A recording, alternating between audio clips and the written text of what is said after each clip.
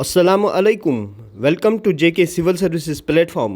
उम्मीद करता हूँ आप सब खैरियत से होंगे और माह रमज़ान के बाबरकत महीने के साथ साथ पढ़ाई के फ़राइज़ भी अच्छी तरह से अंजाम दे रहे होंगे। यहाँ पे आज का जो हमारा एनालिसिस है that is about mock test third, जो आपका आज टेस्ट हुआ। तो इसको 6 सेक्शंस में डिवाइड किया गया। हर सेक्शन के 20 क्वेश्चन होते हैं। क्लियर? हम क्वेश्चन नंबर 1 सेक्शन फर्स्ट पे आते हैं। क्वेश्चन है which part is added to constitution through the 73rd amendment act of constitution. तो 73rd अमेंडमेंट के कॉन्स्टिट्यूशनल अमेंडमेंट एक्ट ऑफ 1992 इसको पार्ट 9th में रखा गया है गाइज। ओके, नेक्स्ट क्वेश्चन है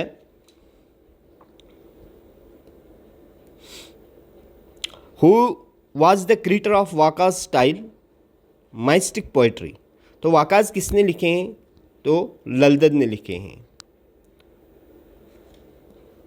अगला क्वेश्चन है who played the national cricket first for Jammu and Kashmir. IPL सबसे पहले किसने खेला है? तो दैट इज परवेज रसूल। परवेज रसूल। नेक्स्ट क्वेश्चन है Tibetan name of Brahmaputra is. Tibetan name Brahmaputra का क्या है? ब्रह्मपुत्र को तिब्बत में किस नाम से जाना जाता है? यंगपो, संगपो, बोध या नन ऑफ द बो। तो गाइज इसका जो सही आंसर है, सही जवाब जो है वो है संगपो। ठीक। और इस रिवर को ये एक्चुअली ब्रह्मपुत्र रिवर जो है ये मानसरोवर लेक से निकलता है। मानसरोवर लेक ओरिजिन है इसका। कैलाश रेंजेस में आता है, कैलाश रेंजेस में। ठीक। इस रिवर को बांग्लादेश में, जब ये बांग्लादेश में एंटर करता है तो इस रिवर को जमुना के नाम से जानते हैं। जमुना। क्लियर? नेक्स्ट क्वेश्चन है which of the following is known as man of peace. Man of peace किसको कहते हैं? तो मैन ऑफ पीस जो है निकनेम जो वो है लाल बहादुर शास्त्री का। ठीक है। नेक्स्ट क्वेश्चन है the number of seats of UT Jammu and Kashmir. तो गाइज ये रीऑर्गेनाइजेशन एक्ट का क्वेश्चन है। तो जैसे मैंने आपको पहले भी बोला कि नंबर ऑफ सीट जो बताए गए हैं कि ओवरऑल जो है 124 है, लेकिन प्रेजेंटली जो है अगर आप 107 थी, जिसमें 24 सीट्स वैकेंट रहती है और 83 सीट्स पे इलेक्शन होगा। ये वैकेंट किसके लिए है? पाकिस्तान ऑक्युपाइड कश्मीर के लिए। Okay. World highest railway bridge is build over. World का हाईएस्ट रेलवे ब्रिज किस रिवर के ऊपर बनाया है? तो यहाँ पे देखना है चेनाब, पुंछ, जहलुम, तवी। तो प्रेजेंटली ये अंडर कंस्ट्रक्शन है गाइस। ये चेनाब रिवर पे है। ठीक है, रियासी डिस्ट्रिक्ट से। ओके।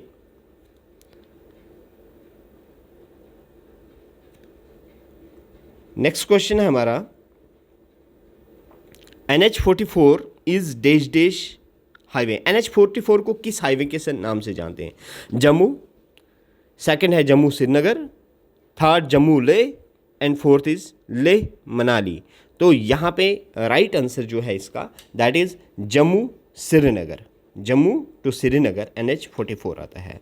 ठीक है। नेक्स्ट क्वेश्चन, क्वेश्चन नंबर 9 जो है cold wind descending from Shivaliks which decreases the night temperature. जो कोल्ड विंड शिवालिक से आती है जो नाइट टेम्परेचर को डिक्रीज कर देती है, कौन सी है? चिनुक, हरमेंटा, दादू एंड लू। तो गाइस अगर देखोगे यहाँ पे मतलब जम्मू एंड कश्मीर में अगर देखोगे तो शिवालिक्स की बात हो रही है, मीन्स हिमालय रेंजेस से। तो आपको ये दो विंड्स तो नहीं मिलेंगे यहाँ पे। अब बात आती है इन दो विंड्स की, दादू एंड लू। ठीक है। लू अगर देखोगे, लू जो होती है वो समर के टाइम में होती है गाइस, और दादू जो है वो विंटर में होती है, इसलिए यही इसका राइट आंसर है। क्लियर? नेक्स्ट क्वेश्चन है हु एस्टैब्लिश दारुल तर्जुमा, तो ये महाराजा रणबीर सिंह थे, ठीक है, इसने एस्टैब्लिश किया दारुल तर्जुमा।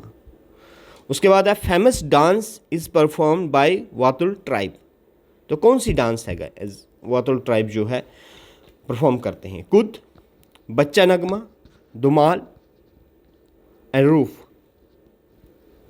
तो इसका राइट ऑप्शन जो है गाइस ये है दुमाल। नेक्स्ट हमारे पास क्वेश्चन है 10 villages is related to, 10 villages जो है वो किसके नाम पे रिलेटेड है? That is Dachigam national park, Dachigam national park. Next question है मारखोर इज इंक्लूडेड इन शेड्यूल, किस शेड्यूल में मारखोर को रखा गया? IUCN का गाइस डिफरेंट शेड्यूल्स होते हैं, ठीक है, मतलब शेड्यूल 1, 2, 3 एंड सो ऑन। इसमें मारखोर का जो स्टेटस है वो क्या है, और ये देखिएगा कि मारखोर का स्टेटस क्या है, क्रिटिकली एंडेंजर्ड है, वल्नरेबल है, क्या है, और किस शेड्यूल में रखा गया। ये क्वेश्चन हमें पूछ रहा है कि किस शेड्यूल में रखा गया। तो मारखोर को जो है वो शेड्यूल 1 में रखा गया है। तो आपने गाइज एक वर्क करना है, शेड्यूल 1 में कौन से एनिमल को रखा जाता है, किन चीज़ों को रखा जाता है, क्या पैरामीटर्स हैं, शेड्यूल 2 में इसी तरह से, शेड्यूल 3 में और 4 में देख लेना है। Clear? Next question is Akhnoor fort is located on the bank of river, किस बैंक रिवर के बैंक पे अखनूर फोर्ट लोकेटेड है? तो अखनूर फोर्ट जो लोकेटेड है that is located on the bank of Chenab river. Clear? Question number 15 Arya Samaj was started in, Arya Samaj कब start हुआ था? That is in 1875, 1875। Next gateway of India is located in, gateway of India is located in Delhi, Mumbai, Calcutta, Lucknow. It is located in Mumbai, it is located in Mumbai. Question number 17 74th constitutional amendment act of 1992 added in the part which part of the constitution? Guys मैंने पहले ही question में आपको बताया था कि जैसे 73rd amendment act को part 9th में रखा गया है, लेकिन 74th अमेंडमेंट एक्ट को इसको रखा है पार्ट 9th ए में। और ये भी पता होना चाहिए आपको 73rd अमेंडमेंट एक्ट जो है कॉन्स्टिट्यूशनल अमेंडमेंट एक्ट है ये पंचायत के साथ डील करता है, और 74th अमेंडमेंट एक्ट जो है ये म्यूनसिपैलिटीज़ के साथ डील करता है guys. Clear? And the next question, question number 18, which of the following type of panchayat is also known as block level panchayat? तो ब्लॉक लेवल पंचायत, जैसे पंचायत के डिफरेंट नॉमेनक्लेचर होता है, तो पिछले बार भी टेस्ट में ऑर्डर पूछा गया था कि टॉप टू बॉटम या बॉटम टू टॉप था। तो आप बताओ अब ब्लॉक लेवल पंचायत क्या है, इसका जो हमें आंसर बताना है। तो इसका राइट आंसर होता है गाइज पंचायत समिति। जिला परिषद डिस्ट्रिक्ट लेवल है, और डिस्ट्रिक्ट लेवल ग्राम पंचायत आप देखोगे, ठीक है, विलेज लेवल आ गई।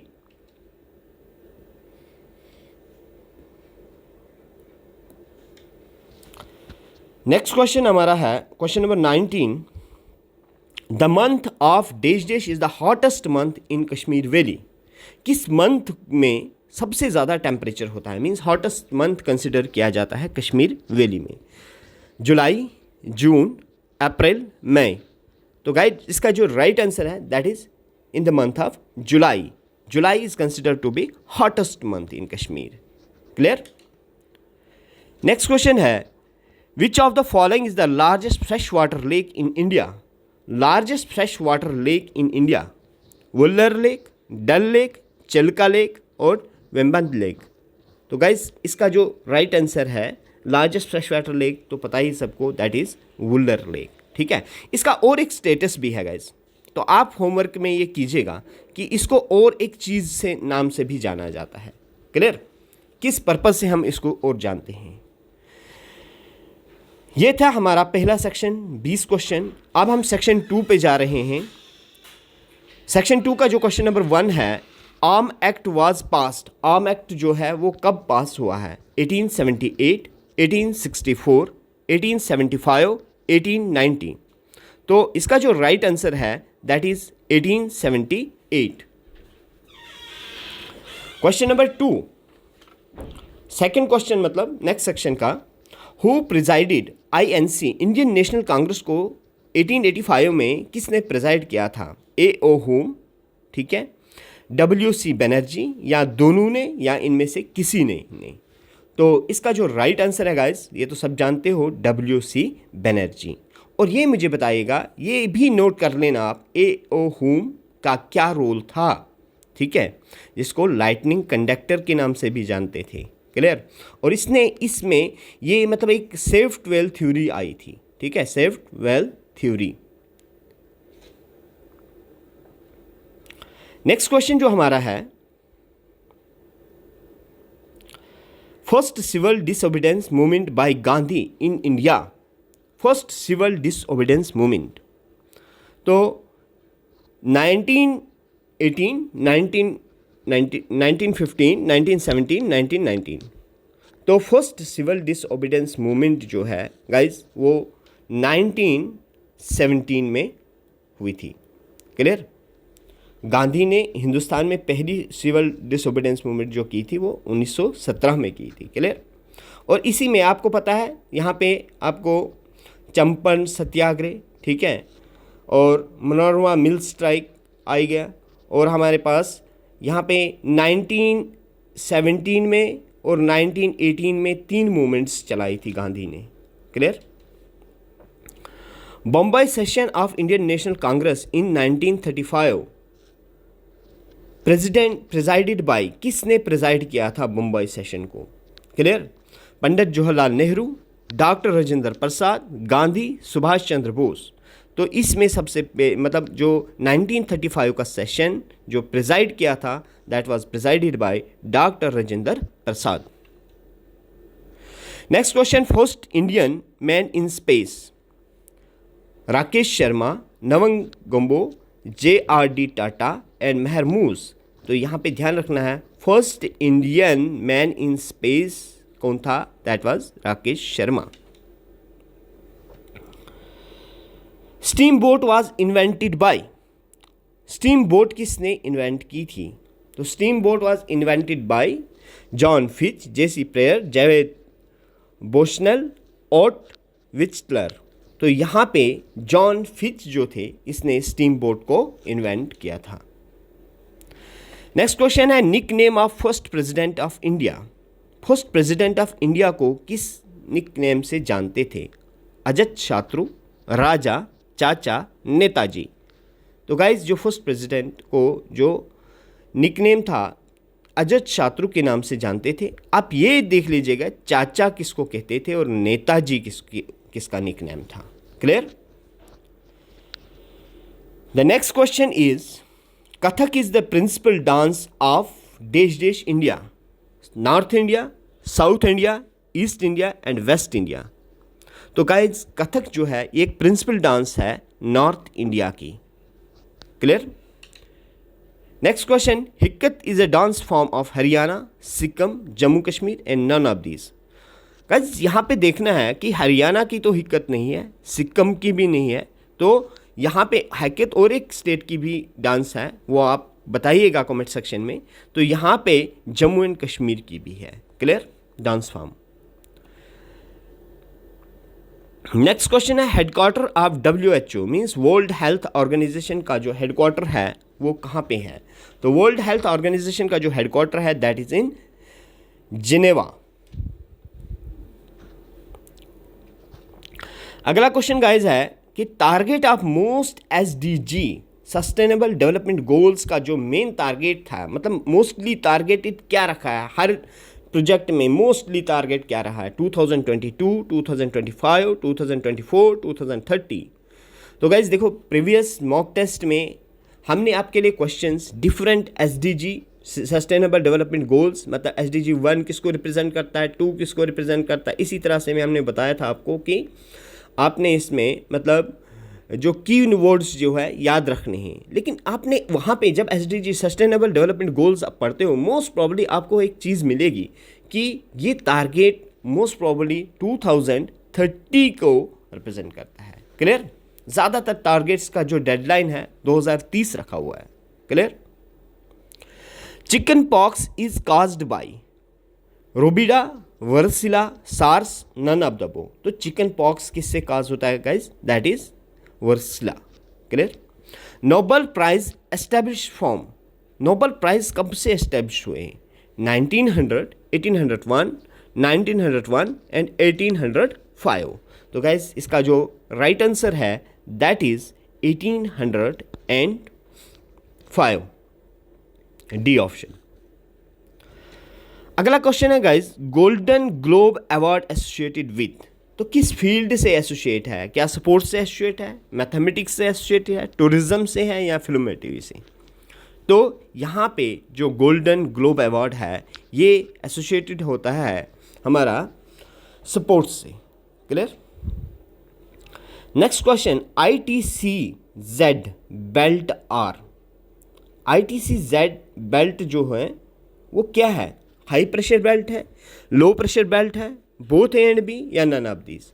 देखो गाइज ITC-Z क्या होता है? एक्चुअली इस तरह का ग्लोब होता है। ठीक है? ग्लोब में आपको पता है ये जो जिस लाइन के पैरेलल हम लैटिट्यूड कंसिडर करते हैं 0 डिग्री इक्वेटर होता है यहाँ पे। ये 0 डिग्री जो इक्वेटर है इसके नॉर्थ साइड भी 5 डिग्री जाओगे और साउथ साइड भी 5 डिग्री, मतलब 5 डिग्री नॉर्थ से लेके 5 डिग्री साउथ का जो रीजन होता है गाइज, 5 डिग्री साउथ का जो रीजन होता है ये लो प्रेशर बेल्ट होती है गाइज। क्या होती है? Low pressure belt. ओके, तो ये ध्यान रखना है ये क्या होती है? Low pressure belt. इधर मूवमेंट्स एक्चुअली इस तरह की विंड्स की मूवमेंट आती है, इस तरह विंड्स की मूवमेंट आएगी, और यहाँ से भी साउथ से भी विंड्स की मूवमेंट ऐसे जाती है। अब देखो ऊपर से आती हुई गाइज विंड्स जो है वो लेफ्ट को टर्न करती है, और नीचे से आती हुई जैसे वो इक्वेटर को अप्रोच करेंगे वो राइट को टर्न करेंगे। तो इसके पीछे एक लॉजिक है, कॉरियोलिस फोर्स होती है गाइज, तो वो एक अलग कंसेप्ट है। तो ये ध्यान रखना है इतना सिर्फ कि हमसे इस क्वेश्चन में किसके बारे में पूछा है कि ये लो प्रेशर बेल्ट होती है, हाई प्रेशर बेल्ट होती है, या बोथ होती है। तो ध्यान रखना गाइज ये ITC inter tropical conversion zone कहते हैं। इंटर ट्रॉपिकल कन्वर्जन जोन क्यों कहते हैं गाइज? क्योंकि ट्रॉपिक्स से जो विंड आती है, चाहे सदर्न साइड से ले लो या नॉर्दर्न साइड से ले लो, दोनों ट्रॉपिक्स की जो विंड आ रही है यहाँ पे कन्वर्ज होके कन्वर्जेंस जोन बनता है इनका। ठीक है? तो फिर इस जगह पे विंड्स जो है वो राइज करेंगे ऊपर। क्लियर? और कुछ सेल्स बनने, फेरल सेल वगैरह वगैरह होता है। ठीक है?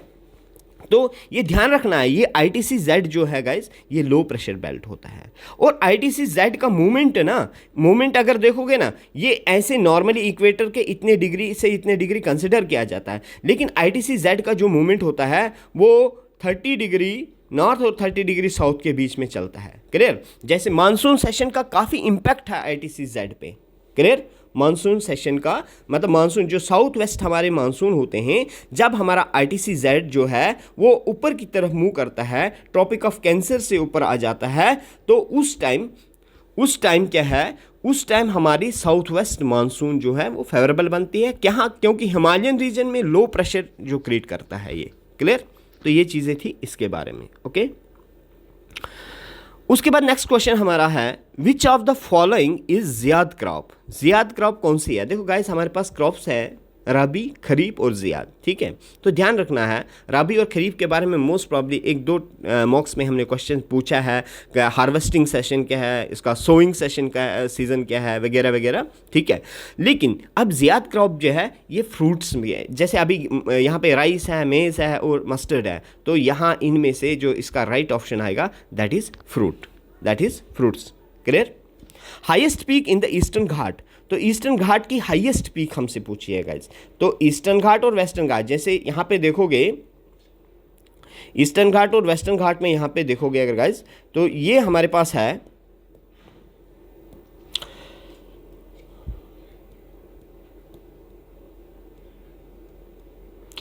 इस तरह का है, यहाँ पे मैप बनेगा।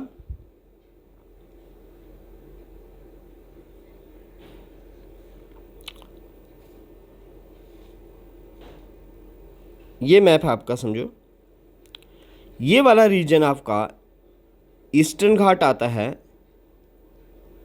और ये वाला रीजन आपका वेस्टर्न घाट आएगा। तो हमसे क्या पूछा है, ईस्टर्न घाट रीजन का हाईएस्ट पीक जो है वो क्या है। तो याद रखना गाइज, जैसे जिंडगाड़ा जो है वो ईस्टर्न घाट की हाईएस्ट पीक है। माउंट आबू देखोगे अगर गाइज, माउंट आबू आप ऐसे ऐसे आओगे, यहाँ पे गुजरात रीजन से ऊपर यहाँ पे अरावलीज है, ठीक है। तो अरावलीज में एक्चुअली क्या है, माउंट आबू आपको अरावली रेंजेस में मिलेंगे, क्लियर। यहाँ पे राजस्थान में माउंट आबू आ गया।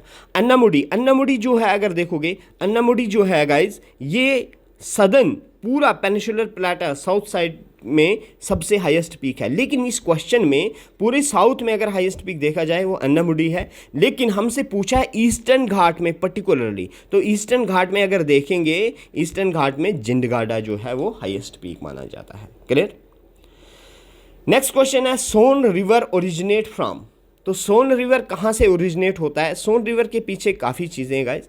सोन रिवर जो है आपने देखा अमरकंटक प्लेटो से निकलता है, ठीक है। अमरकंटक प्लेटो से दो रिवर रेडियल पैटर्न फॉलो करके निकलती हैं। एक तो आपका नर्मदा चलता है, ठीक है, एक नर्मदा चलता है और दूसरा सोन रिवर निकलता है।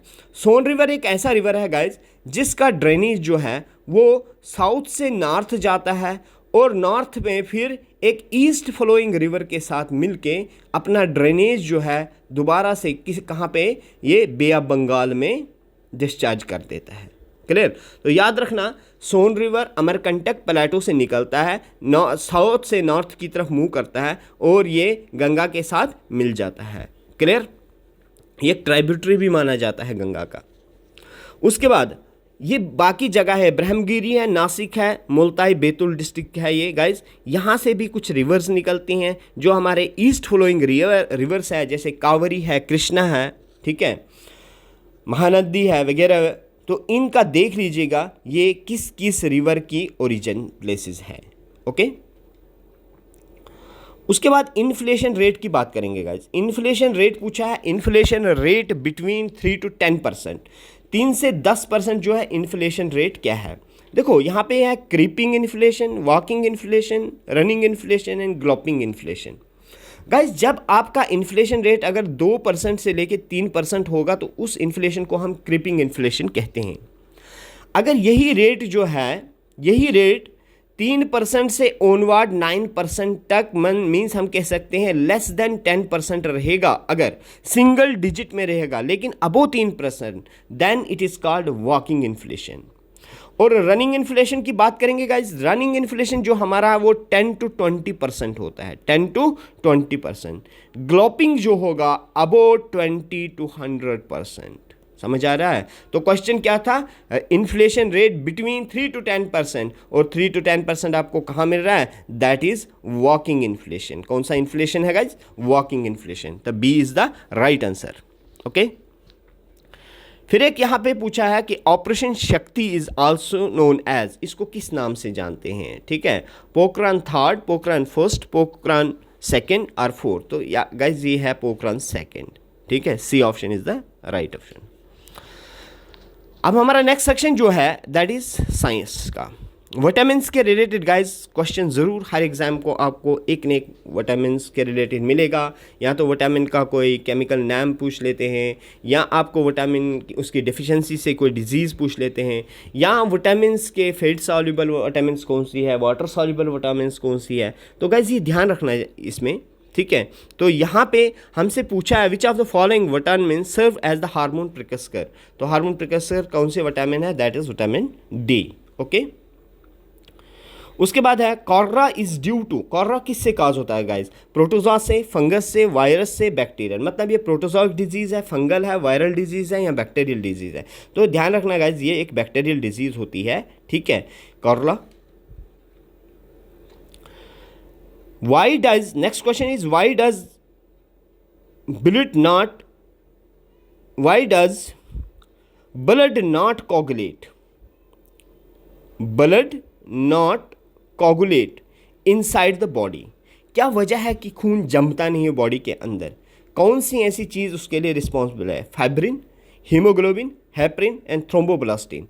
तो यहाँ पे ध्यान रखना, ये इसका आंसर, राइट आंसर जो है वो है heparin. Clear? Water molecule is split into hydrogen and oxygen in, मतलब किस फिनोमिना से वाटर मॉलिक्यूल मतलब स्प्लिट होता है हाइड्रोजन और ऑक्सीजन में? Light dependent stage, light independent stage, photolysis of water, oxidation reaction. देखो गाइस, सबसे पहले देखोगे ऑक्सीडेशन रिएक्शन तो है नहीं कुछ। ऑक्सीडेशन एक्चुअली क्या होता है? एडिशन ऑफ ऑक्सीजन और रिमूवल ऑफ हाइड्रोजन। ओके, अब ये light dependent and light independent phase, ये हमारे पास डार्क और लाइट रिएक्शन जैसे फोटोसिंथेसिस में होते हैं। तो एक्चुअली उसके अंदर एक फेज आता है that is known as photolysis of water. Water की जो फोटोलिसिस होती है, फोटोलिसिस का मतलब है, देखो H2O है गाइज हमारे पास, ठीक है। जब सनलाइट आएगी यहाँ से, तो सनलाइट की हेल्प की, मतलब सनलाइट की मदद से ये वाटर जो है 2H पॉजिटिव प्लस O2, ठीक है, O2 OH नेगेटिव आयंस में मतलब ये ब्रेकअप हो जाता है। फिर इसी फिनोमिना से आगे जाके आपको क्या रिलीज जो मिलता है किसका? वाटर मॉलिक्यूल की स्प्लिटिंग जो होगी, that is photolysis of water. Okay, next question is 1 kilowatt hour is, कितना होता है 1 किलोवाट आवर? तो गाइज याद रखना, ये प्रैक्टिकल यूनिट ऑफ एनर्जी भी है 1 किलोवाट आवर।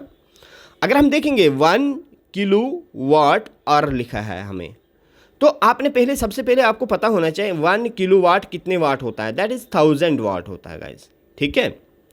अब 1 की जगह हम ऐसे लिखते हैं, किलो मीन्स 1000 लिख लेंगे। अब आवर्स है तो इसको सेकंड में कन्वर्ट करने की कोशिश करना है, क्योंकि जूल में नीचे यूनिट पूछा है, एसआई सिस्टम में पूछा है गाइज, ठीक है ना। तो यहाँ पे हम देखेंगे 1 घंटे में कितने मिनट होते हैं? 60 मिनट लोगे, और हर मिनट में कितने सेकंड होते हैं? 60 सेकंड होते हैं। तो ये ऑलमोस्ट कितना आ जाएगा? 6 6 36 आ गया गाइज, 36। और आपके पास क्या आया यहाँ पे? 1 2 3 4 5, ठीक है, 5 0 लगा लोगे। क्लियर? तो ऑलमोस्ट अगर देखोगे ये है, इसको ऐसे लिखते हैं एक स्टैंडर्ड फॉर्म में 3.6 इंटू 10⁻⁶, ठीक है। अब ये जो 6 रिप्रेजेंट करता है गाइज, ये मेगा जूल को रिप्रेजेंट करता है। किसको रिप्रेजेंट करता है? Mega joule. तो यहां पे लिखा है 6 mega joule, 8 mega joule, 2 mega joule, 0 mega joule. तो इसका राइट ऑप्शन है that is 6 mega joule. Clear? Next question है, when the barometer reading drip suddenly it is an indication of. जब बैरोमीटर क्या है गाइज? बैरोमीटर का मतलब है प्रेशर मेजरिंग डिवाइस। बैरोमीटर क्या मेजर करता है? जैसे गाइज वोल्टमीटर क्या मेजर करता है? वोल्टेज। और एमीटर क्या मेजर करेगा? करंट। इसी तरह से बैरोमीटर भी एक डिवाइस होता है जो प्रेशर को मेजर करता है। किसको मेजर करता है? प्रेशर को मेजर करता है। प्रेशर को जब मेजर करेगा गाइज, तो बोल रहा है जब बैरोमीटर जो है सडनली ड्रिप करता है अचानक से, तो क्या इंडिकेशन है उसकी? क्या हॉट वेदर होने वाला है? क्या काम वेदर होने वाला है? क्या ड्राई वेदर आने वाला है? या स्ट्रोम आने वाला है? तो गाइज ये इंडिकेशन है स्ट्रोम की। किसकी इंडिकेशन है? स्ट्रोम की इंडिकेशन है। ओके, नेक्स्ट क्वेश्चन है, in the atmosphere UV rays are absorb by. Ultraviolet rays जो गाइज है वो किससे एब्जॉर्ब होती है? तो आपने देखा गाइज, एटमॉस्फेयर में एक ऐसी लेयर है जिसको हम क्या कहते हैं? Ozone layer, O3 layer. ये प्रोटेक्ट करती है हमें यूवी रेज से, अल्ट्रावायलेट हार्मफुल रेज से, ठीक है। ये इनको प्रिवेंट कर लेती है वहाँ। तो इसका राइट आंसर आ जाएगा ozone. Good conductor of electricity. Electricity का गुड कंडक्टर क्या है? क्या ड्राई हेयर है? पेपर हो सकता है, कैरोसिन हो सकता है, या ग्रेफाइट हो सकता है। तो गाइज ग्रेफाइट पहले भी एक बार डिस्कस हुआ है इसके बारे में कि graphite is the only non metal. ये एक ओनली नॉन मेटल है, only non metal which conduct electricity, जो इलेक्ट्रिसिटी को कंडक्ट करता है। Okay, next question, multimeter is use to measure. Multimeter क्या यूज करते हैं कि मतलब क्या क्या मेजर करता है? क्या करंट मेजर करता है? क्या वोल्टेज मेजर करता है? क्या रेजिस्टेंस मेजर करता है? या ऑल ऑफ द अबव? देखो गाइज, मैंने अभी बताया एमीटर मेजर करता है करंट, वोल्टीमीटर वोल्टेज मेजर करता है। और मल्टीमीटर एक ऐसा डिवाइस था, नाम से पता चलता है, मल्टी मीन्स मैनी फंक्शन। ये काफ़ी ज़्यादा चीज़ों को मेजर करता है। तो मल्टीमीटर रेजिस्टेंस को भी मेजर कर सकता है, वोल्टेज को भी मेजर कर सकता है, ठीक है, और करंट को भी मेजर करता है। तो इसका राइट आंसर आ जाएगा all of the above. Okay, उसके बाद नेक्स्ट क्वेश्चन हमसे है, नेक्स्ट क्वेश्चन हमसे पूछा है the nucleus of an atom, जो न्यूक्लियस है एटम का, कंसिस्ट ऑफ, क्या क्या आता है न्यूक्लियस में। देखो एटम अगर देखोगे, एटम इस तरह का है, इसके अंदर एक सेंटर में डेंस मास होता है, इस डेंस मास में क्या होता है, whole mass of the atom is concentrated, और जो बाहर ऑर्बिट होते हैं वहां पे इलेक्ट्रॉन्स घूमते हैं। इस न्यूक्लियस में, इसको इसी को न्यूक्लियस कहते हैं, सेंटर वाले पार्ट को, और इसमें होता है गाइस प्रोटॉन प्लस न्यूट्रॉन, विच कलेक्टिवली नोन एज, जिनको इकट्ठाई हम क्या कहते हैं, न्यूक्लियॉन्स कहेंगे। क्या कहेंगे, न्यूक्लियॉन्स। तो आपने ध्यान देना है, न्यूट्रॉन अकेला तो नहीं होता है, प्रोटॉन भी अकेला नहीं होगा, प्रोटॉन और न्यूट्रॉन दोनों होंगे। इलेक्ट्रॉन तो न्यूक्लियस में नहीं होता है, इलेक्ट्रॉन ऑर्बिट में रिवॉल्व करता है। क्लियर। अगला क्वेश्चन है हमारा, रस्टिंग इज एन, रस्टिंग क्या है। देखो रस्टिंग का मतलब अगर कॉमन लैंग्वेज में गाइस समझोगे, जंग लगना, ठीक है, किसी चीज को, जैसे लोहे को जंग लग जाती, ईटिंग अप ऑफ मेटल भी कह सकते हैं हम इसको, eating up of metal when it is exposed in A external environment, means ऐसे इन्वायरमेंट में रखेंगे जहाँ पे मॉइस्ट वगैरह हो, डस्ट पार्टिकल वगैरह उसको, और मेनली मेटल की अगर सरफेस रफ होती है, जैसे हम पर्टिकुलरली पॉलिश वगैरह कर देते हैं ना विंडोज़ में, जो ग्रिल वगैरह लगी होती है, इसलिए ताकि रस्ट ना हो जाए।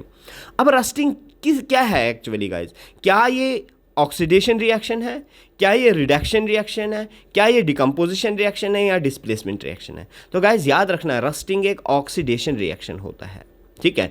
ऑक्सीडेशन मीन्स जब आयरन है Fe है, तो इसके साथ ना Fe3O4 means addition of oxygen हो जाता है, तो ये कहलाती है रस्ट।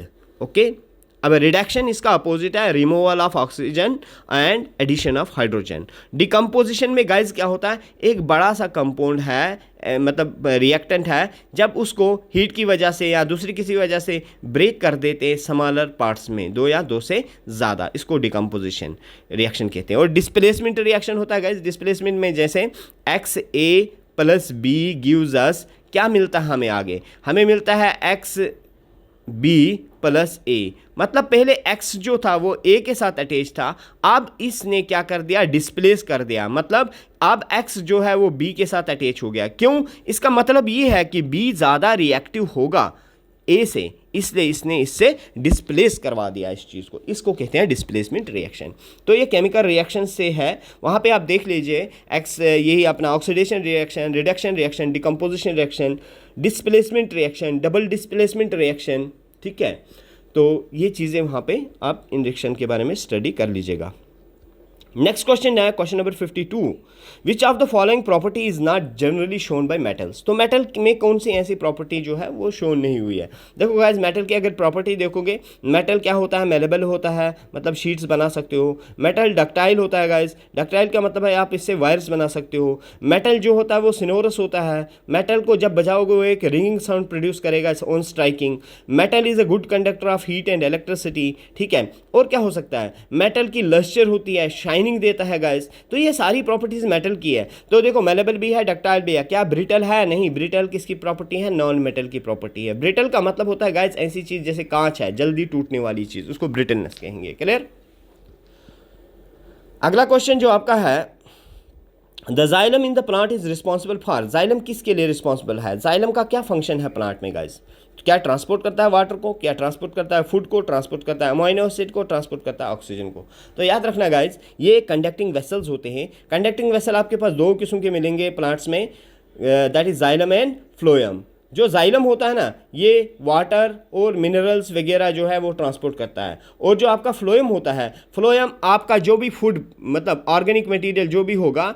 जाइलम का दूसरा एक चीज़ याद रखना, जाइलम का यूनी डायरेक्शनल मूवमेंट होता है, मतलब ये रूट से लीफ की तरफ जाता है गाइस, रूट से लीफ की तरफ जाएगा, रूट से अपवर्ड डायरेक्शन में। फ्लोएम जो है रूट्स में फूड बन रही है, डिफरेंट डायरेक्शंस में पहुंचा रही है, ये मल्टी डायरेक्शनल होता है, अपवर्ड डाउनवर्ड हॉरिजॉन्टल वर्टिकल वगैरह, लेफ्ट राइट, हर डायरेक्शन में इसकी मूवमेंट होती है। क्लियर। अच्छा, अगला क्वेश्चन है कि किलोवाट आवर क्या है, इज यूनिट ऑफ, तो मैंने अभी बताया था किलोवाट आर यूनिट जो है, देखो गाइज इसमें कंफ्यूज नहीं होना चाहिए, यहाँ पे वाट लिखा होता है ना, तो ये ध्यान रखना है, जब अगर पावर के साथ टाइम की मल्टीप्लिकेशन हो जाती है उसी को तो किलोवाट आवर कहेंगे, ये एनर्जी बन जाता है। तो it is the unit of electric energy, ठीक है, it is unit of electric energy. Power का, इलेक्ट्रिक पावर का यूनिट वाट है गाइज, ठीक है। इलेक्ट्रिक रेजिस्टेंस का यूनिट ओम होता है और इलेक्ट्रिक पोटेंशियल का यूनिट वोल्ट होता है। क्लियर, तो इन सब की यूनिट्स भी मैंने यहाँ पे आपको मेंशन कर दी। ओके, अब अगला क्वेश्चन हमारा है कि the driver's mirror used in the automobiles, मतलब driver's mirror means rear mirror, जो ड्राइवर की एक साइड देखने के लिए होता है, वो कौन सा है, कनकेव होता है, कन्वेक्स होता है। तो गाइज वो कन्वेक्स मिरर होता है, ध्यान दीजिएगा, क्योंकि वो एक लार्ज एरिया को छोटी सी स्पेस में दिखाता है। और दूसरी ये बात है, कनकेव मिरर के अंदर एक प्रॉपर्टी है, कनकेव मिरर जो है आपका वो इन्वर्टेड इमेज बनाता है। तो गाइज ये कन्वेक्स मिरर है ना, ये इरेक्ट इमेज दिखाता है, ठीक है, और लार्ज एरिया को छोटी सी स्पेस में दिखाने की क्षमता होती है इसमें। क्लियर, ये था आपका mirror. The largest gland of human body, human body का लार्जेस्ट ग्लैंड क्या है, तो गाइज ये तो बहुत इंपॉर्टेंट क्वेश्चन है, that is liver. Liver largest gland of body है। तो पैनक्रियाज भी होते हैं, सलाइवरी ग्लैंड्स हैं, लेकिन लार्जेस्ट ग्लैंड के बारे में हमसे पूछा है तो दैट इज लिवर। ओके, उसके बाद नेक्स्ट क्वेश्चन जो हमारे पास है, नेक्स्ट क्वेश्चन ये है,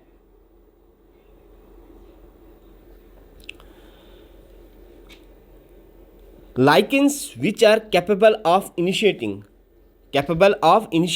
ecological succession even on the bare rock are actually symbiotic association of algae and bacteria, algae and fungi, bacteria and fungi and mosses। ठीक है, तो गाइस यहाँ पे दो चीज़ें देखने को मिलती हैं। सबसे पहले आपको तो चलो एक तो दो मतलब कीवर्ड्स निकलते, इकोलॉजिकल सक्सेशन है और दूसरा सिम्बियोटिक एसोसिएशन है। ये दोनों चीज़ें आपको पता होंगी तो आप इजीली इस क्वेश्चन का आंसर कर सकते हो। इकोलॉजिकल सक्सेशन क्या होता है गाइज, जैसे कहीं पे नंगे पहाड़ है बिल्कुल, ठीक है, वहाँ पे कोई वेजिटेशन नहीं है, तो आस्ता आस्ता या किसी नेचुरल डिजास्टर की वजह से या अभी कुदरती वहाँ पे है ही नहीं चीज़, अब आस्ता आस्ता वहाँ वेजिटेशन ग्रो होना स्टार्ट होती है। तो पहले छोटे छोटे ऑर्गेनिजम्स बनेंगे, फिर छोटा छोटे ग्रासेस बनेंगे, फिर शब्स बनेंगे, फिर ट्रीज बनना स्टार्ट करेंगे, एक कैनोपी बनेगी, मतलब इसको इकोलॉजिकल सक्सेशन कहते हैं।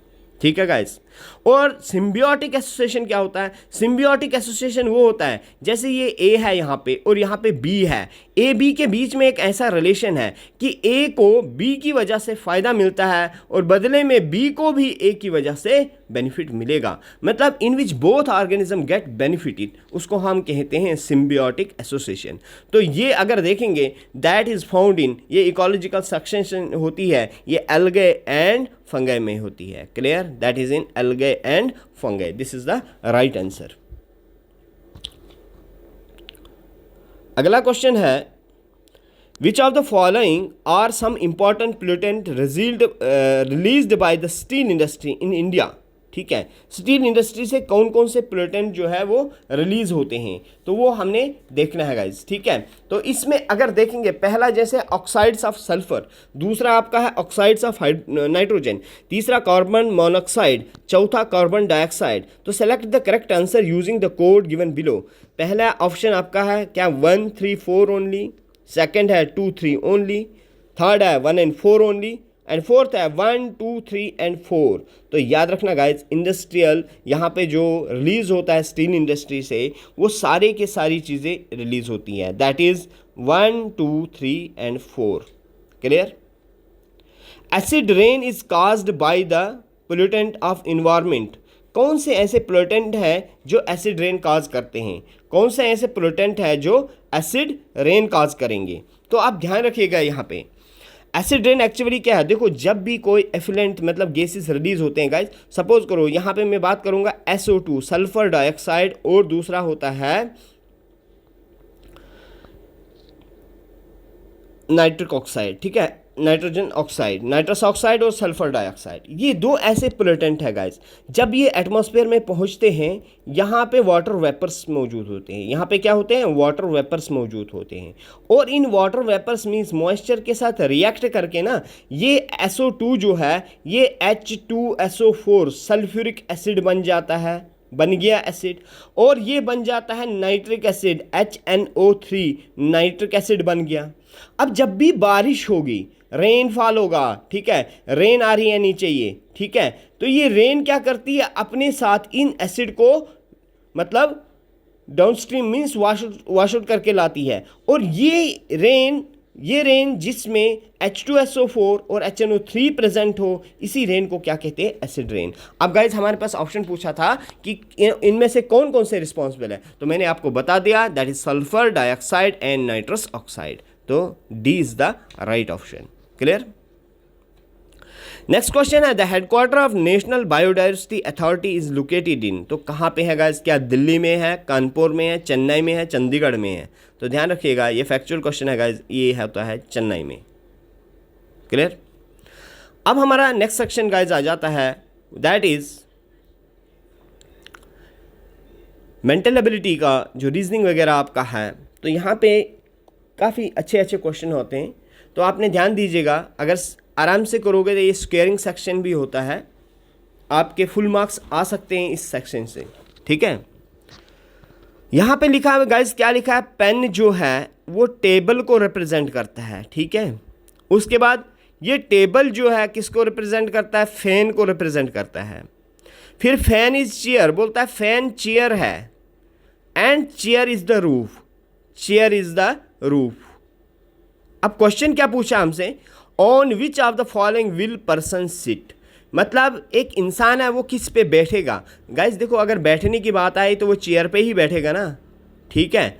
लेकिन क्वेश्चन में यहाँ पे देखो चेयर भी आंसर है, आप बोलोगे चलो चेयर पे बैठेगा, लेकिन नहीं, आपने देखना ट्रेंड क्या फॉलो हो रहा है। यहाँ पे बताया गया है चेयर इज रूफ, चेयर क्या है? रूफ है, तो वो किस पे बैठेगा? रूफ पे बैठेगा। This is the right option. इस तरह से अप्रोच करना है। नेक्स्ट क्वेश्चन सेम पैटर्न में है गाइस, कि bat is a racket, bat क्या है? एक रैकेट है। उसके बाद रैकेट जो है वो फुटबॉल है, और फुटबॉल जो है वो एक शटल है, शटल जो है आपका लूडो है, और लूडो आपका कैरम है। ये ध्यान रखो। What is the cricket played, मतलब what is the cricket played with, क्या है ऐसा जिससे क्रिकेट खेल सकते हैं? तो क्रिकेट खेलते हैं बैट से गाइस, लेकिन यहाँ पे क्या दिया है कि बैट इज अ रैकेट, उसका मतलब हम रैकेट से क्रिकेट खेल सकते हैं। तो राइट ऑप्शन ए है। इस तरह से हमने इन क्वेश्चंस को अप्रोच करना होता है। ओके, उसके बाद है next question. Next question sitting arrangement के बेस पे गाइस ये क्वेश्चन पूछा गया है। ध्यान से करना होता है, left right, facing north south east west, इन चीज़ों का ध्यान रखना पड़ता है इसमें। बोलता है Rajan is the 6th from left and Vinay is the 10th from the right and in a row of boy. If there are 8 boys between the Rajan and Vinay, how many boys are there in row? तो देखो guys, अभी हमारे पास यहाँ पे एक freedom दी है, हमें ये नहीं बोला है कि राजन फेसिंग नॉर्थ है या साउथ है या ईस्ट है या वेस्ट है, तो किसी भी डायरेक्शन में हम ले सकते हैं, लेकिन लेफ्ट और राइट का ध्यान रखना है। एक बार जो ले लिया रूल, उसको क्वेश्चन के लास्ट तक वही रूल फॉलो करना है। सपोज करो मैं ऐसे मानता हूँ, ये एक लाइन देता हूँ, एक रो, मैं मानता हूँ कि राजन जो है वो नॉर्थ की तरफ सभी लोग देख रहे हैं, ये वाला डायरेक्शन में मान लेता हूँ। मैं बोलता हूँ Rajan is 6th from the left, तो गाइज जब वो नॉर्थ की तरफ देखेंगे मेरा लेफ्ट ये आएगा और मेरा राइट ये वाला आएगा। क्लियर? तो राजन जो है वो 6th फ्रॉम लेफ्ट है, लेफ्ट हैंड से देखोगे राजन 6th पॉइंट पे बैठा है, मतलब 1 2 3 4 5 6, तो 6th नंबर में राजन है। तो गाइज अगर राजन 6th नंबर में है तो राजन से पहले कितने बंदे होंगे? 5 बंदे, +5 कर देते हैं यहाँ से हम। ओके, उसके बाद दिखा है Vinay is the 10th from the right and in a row, right hand से आओ 10वें नंबर पे विनय बैठा है, 1 2 3 4 5 6 7 8 9 10, तो 10th नंबर पे विनय बैठा है गाइज, तो यहाँ पे लिख लोगे विनय। ओके, इसका मतलब विनय से इधर जो है राइट साइड कितने बंदे हैं? वो 9 पर्सन्स या 9 लोग बैठे हैं, 9 लड़के बैठे हुए हैं। क्लियर? क्वेश्चन में और भी दिया है, if there are 8 boys between Rajan and Vinay, मतलब राजन और विनय के बीच में 8 बच्चे बैठे हैं। गाइज हमसे पूछा पूरी रो में कितने बच्चे बैठे हैं। देखो गाइज सबसे पहले इधर आ जाओ इतने पार्ट में, तो +5 बंदे हैं, 5 लिखेंगे, फिर 5 को प्लस करेंगे राजन, वो 1 आ गया, राजन को ऐड कर दिया मैंने, फिर उनके राजन और विनय के बीच में कितने 8 बंदे हैं, तो 8 बॉयज़ लिख लिया, प्लस विनय को भी ऐड करेंगे ना, और विनय से आगे कितने हैं 9 बॉयज़ बैठे हैं। गाइज इनको ऐड करो, ये हो गया 9 + 8 17, 17 + 5 कितना होता है 17 + 5 23, सॉरी 22, कितना आ गया गाइज 22, 17 + 5 22 आ गया। लेकिन देखो राजन भी है और विनय भी है, इनको भी तो काउंट करना है, तो +2 और ऐड कर लेंगे। Total number of boys in the row that is 24, 24 is the right answer. अब समझ आ गया गाइस, ठीक है। तो इस तरह से कभी कभार क्या दिया होता है कि Rajan is facing north, Rajan is facing south, west और ईस्ट, तो वो चीज़ ध्यान रखनी है। अगर नहीं दिया है तो आपके पास फ्रीडम है, आप कोई सा भी डायरेक्शन ले लोगे, लेकिन फिर सबका मुंह उधरी की तरफ होना चाहिए अकॉर्डिंग टू क्वेश्चन, ठीक है ना। नेक्स्ट क्वेश्चन है गाइस सिंप्लीफिकेशन, या इसको मैथमेटिकल लॉजिकल रीजनिंग भी कहते हैं, मैथमेटिकल लॉजिकल रीजनिंग। इसमें कुछ क्या दिया, after changing plus and minus, मतलब प्लस और माइनस को चेंज करना है, इंटरचेंज करने वाला चीज़ है। तो गाइस ये आप खुद कर सकते हो, ये बहुत इजी है, हर पार्ट को चेक करना है किस पार्ट में हमारा आंसर आता है। मैं आपका जो राइट ऑप्शन हमारा है वो हमारा है इसमें, राइट ऑप्शन इसमें हमारा डी पार्ट आता है गाइस, ठीक है। मैं इसको करके बताता हूं कि ये एग्जैक्टली 0 के बराबर आता है या नहीं आता है, और इसमें से एक पार्ट ऐसा भी करूंगा जो गलत है, वो हमारे मतलब इस क्वेश्चन के रूल को फॉलो करके उसका आंसर नहीं है। गाइस लिखा है 6 लिखूंगा पहले।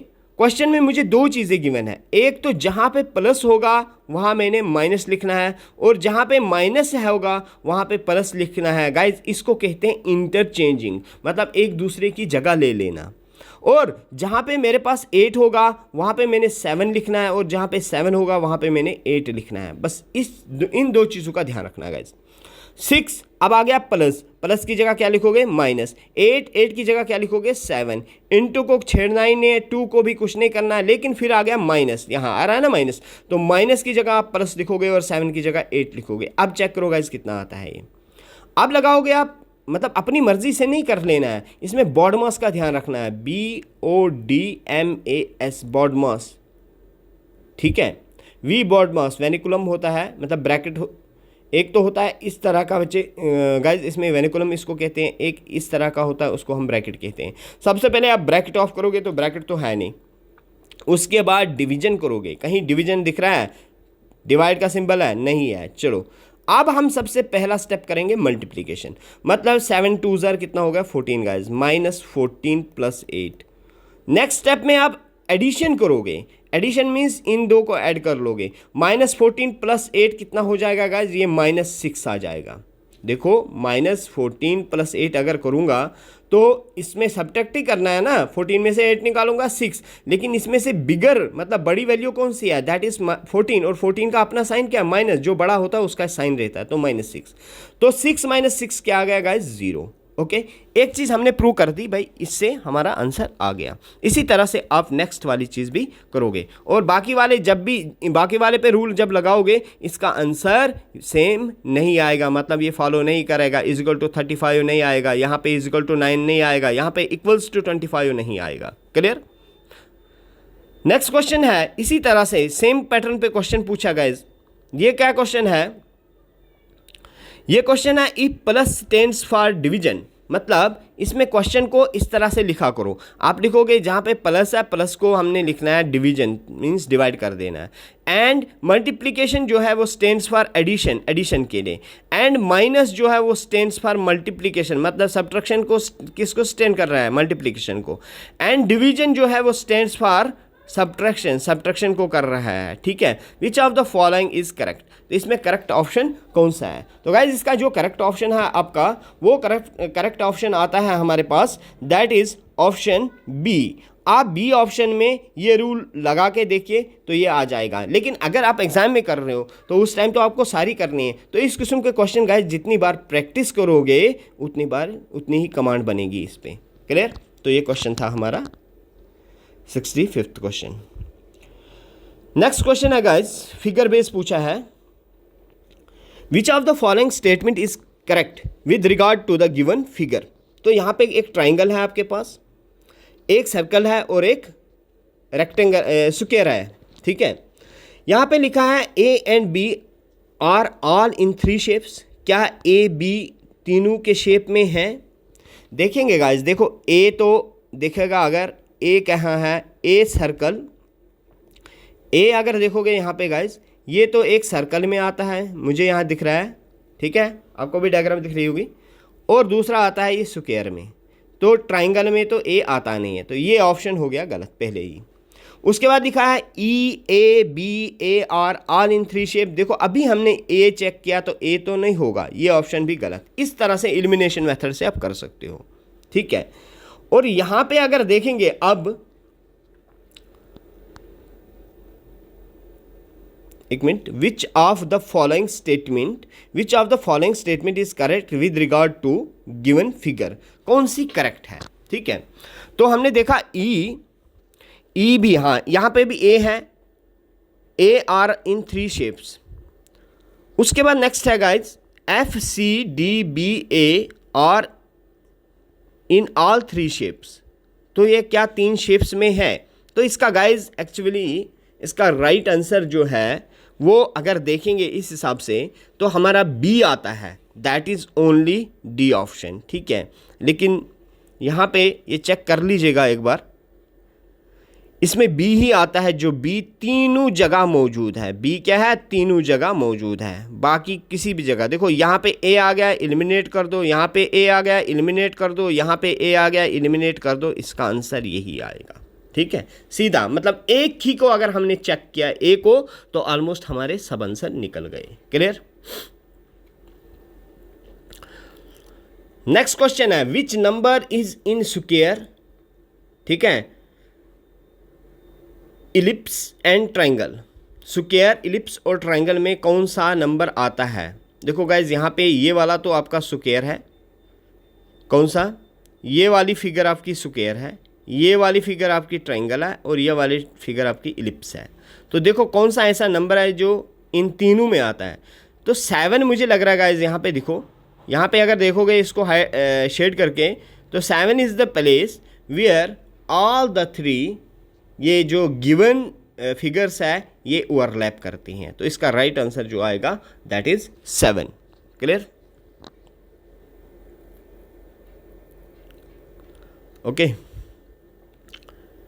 नेक्स्ट हमारे पास है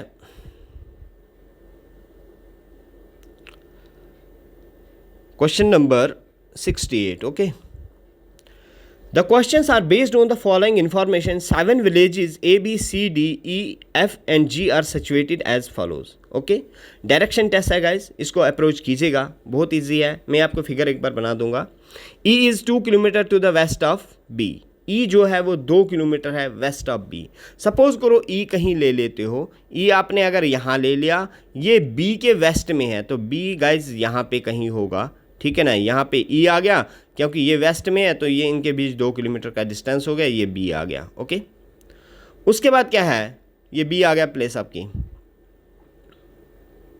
यहाँ पे B लिखते हैं हम। उसके बाद देखा F is 2 kilometre to the north of A। F क्या है? वो 2 किलोमीटर नॉर्थ ऑफ A। अब देखो गाइस, हम ये नहीं ले सकते हैं, थोड़ा साइड पे कुछ स्प्लिटेड इन्फॉर्मेशन भी होती हैं। इसको थोड़ा यहाँ ले लिया कि F तो नॉर्थ में है, मतलब इतना अभी हमें पता चला F ऊपर है, A नीचे है, north of A। Okay, C is 1 kilometre to the west of A। एक लिंक बना, यहाँ पे वेस्ट है, C कहाँ है, यहाँ समझो गाइस, वेस्ट, A के वेस्ट में।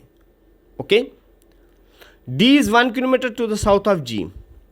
अब एक और अलग इंफॉर्मेशन मिली कि D जो है वो 2 kilometre to the south of G। D जो है वो G अगर यहाँ पे है गाइस, तो D थोड़ा नीचे होगा 2 किलोमीटर की दूरी पे। अभी लिंक नहीं बना, देखते हैं अब क्या। G is 2 kilometre to the east of C। लेकिन जी जो है वो 2 किलोमीटर सी के ईस्ट में है। देखो गाइस, अगर देखोगे एक लिंक और बना, यहाँ पे सी है आपका, यहाँ पे ए है, यहाँ पे एफ है, ठीक है, और एफ जो है वो 2 किलोमीटर नॉर्थ ऑफ ए है ये, और ये सी जो है वो 1 kilometre to the west of A है। ओके, अब हमसे पूछा कि जी जो है वो 2 kilometre to the east of C है, मतलब ई इधर है अगर, तो ईस्ट वाला साइड इसका इधर, इधर से इधर तो 1 किलोमीटर हो गया गाइज, यहाँ से यहाँ तक 1 किलोमीटर, लेकिन और 1 किलोमीटर आगे जाएगा, यहाँ पे है जी, यहाँ पे क्या है, जी है। Okay, then G is exactly in the middle of B and E, B और ई के बीच में है एग्जैक्टली। तो इसका क्या मतलब है गाइज, बी और ई के बीच में, देखो बी और ई के बीच में 2 किलोमीटर का डिस्टेंस था, ई वेस्ट साइड है, बी ईस्ट वाली साइड है। जी एग्जैक्टली कहाँ हो सकता है, समझो यहाँ पे कहीं होगा। अगर ये 1 किलोमीटर है, ये भी 1 किलोमीटर है, क्योंकि ये ऑलमोस्ट 2 किलोमीटर जी है सी के ईस्ट में। ओके, तो इस तरह का अरेंजमेंट बनेगा, यहाँ पे आ जाएगा आपका बी, यहाँ जी, और ए और ई अपनी एक ही जगह पोजीशन पे पहुँच गए। Okay, A is in the middle of, अब हमसे पूछा ए किसके मिडल में है, देखो गाइस क्लियर हो गया, यहाँ पे तो सी है, यहाँ पे जी है, सी जी के मिडल में होगा, तो ये वाला राइट ऑप्शन हो गया। अब डायग्राम को आपने ध्यान रखना है, क्योंकि अगला क्वेश्चन में मैं करूँगा तो इस पे स्क्रीन से ये हटाना पड़ेगा। तो आपके पास जो डायग्राम बनी इस किस्म की बनी, यहाँ पे सी है, यहाँ पे ए और ई है, ठीक है, ये सी है, और यहाँ पे आपका क्या है, बी है, और ये टॉप पे यहाँ पे एफ है। इस तरह की अरेंजमेंट बनी। ओके, नेक्स्ट क्वेश्चन अगला जो हमारे पास है वो है क्या,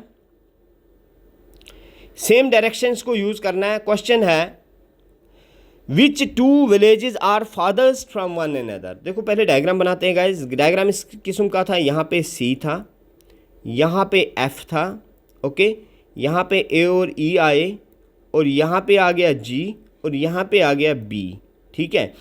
ए और ई के बीच में, मतलब ई और बी के बीच में 2 किलोमीटर का डिस्टेंस है गाइस, ये 1 किलोमीटर, ये 1 किलोमीटर, ये 1 किलोमीटर, और एफ जो है और ए के बीच में 2 किलोमीटर का गैप है, ये ऊपर, मतलब ये इधर से इधर 2 किलोमीटर। ओके, हमसे पूछा है सबसे दूर इनमें से कौन से हैं आपस में। डी सी की बात करेंगे, पहले डी देखेंगे फिर सी देखेंगे। D is 2 kilometre to the south of जी।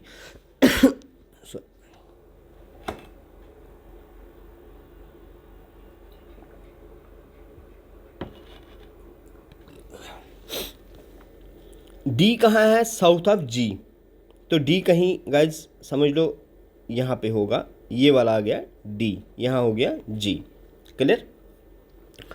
अब यहाँ पे हम क्या देखेंगे, सबसे पहले हम देखेंगे डिस्टेंस किसके बीच में निकाले, डी सी के बीच में अगर निकालोगे तो डी सी के बीच में गाइज कितना डिस्टेंस आएगा, ये हो गया 1, और ये इधर से इधर 1 आया, और ये वाला भी 1 आया, हो गया 2 किलोमीटर, और इधर से नीचे ये 2 किलोमीटर है।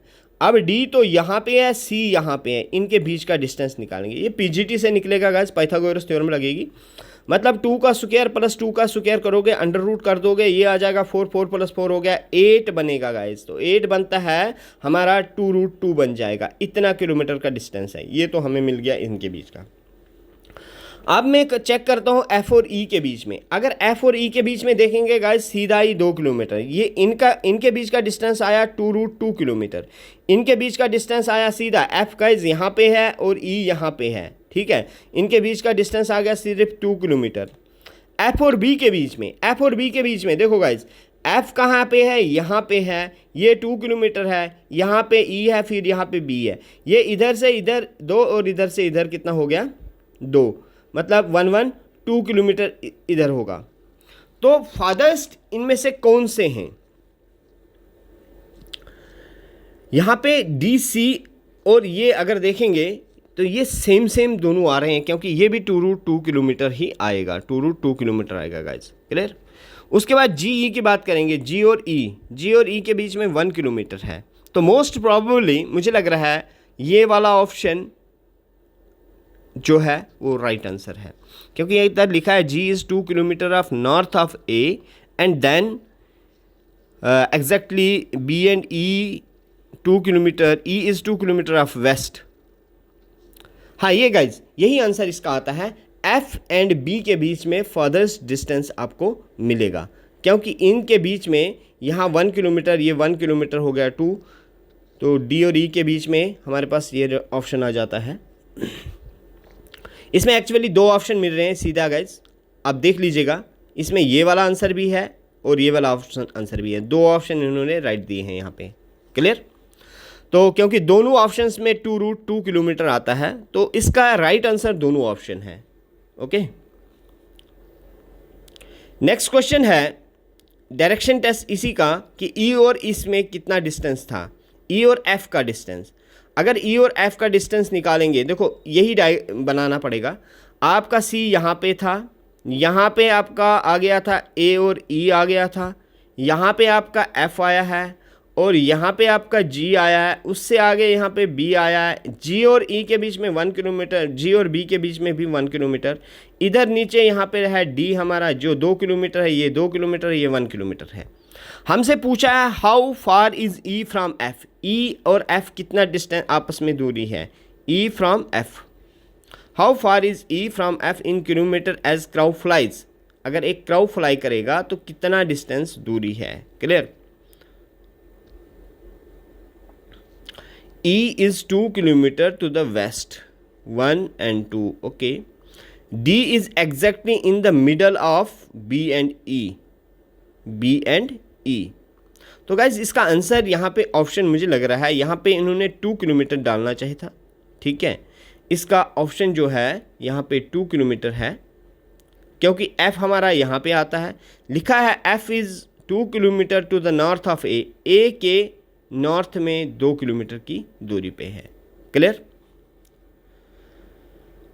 नेक्स्ट क्वेश्चन हमारा है choose the group of letters which is different, जो डिफरेंट हैं। अच्छा, यहाँ पे आप पैटर्न फॉलो करना है, बी सी डी मतलब +1 +1 +1 हो रहा है गाइज।